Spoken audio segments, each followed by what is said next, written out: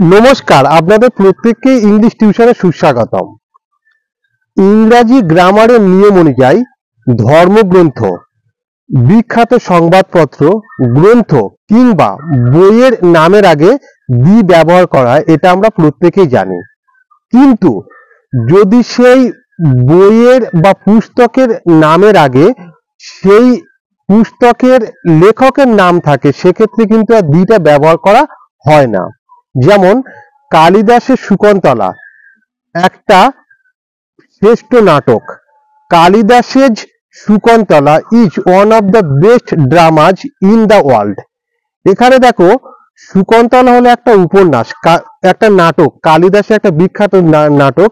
কিন্তু এখানে যেহেতু নাটকের নামের আগে লেখকের বা নাট্যকারের নাম বসেছে, তাই আর নাটকের নামের আগে দিটা ব্যবহার করা হয় না।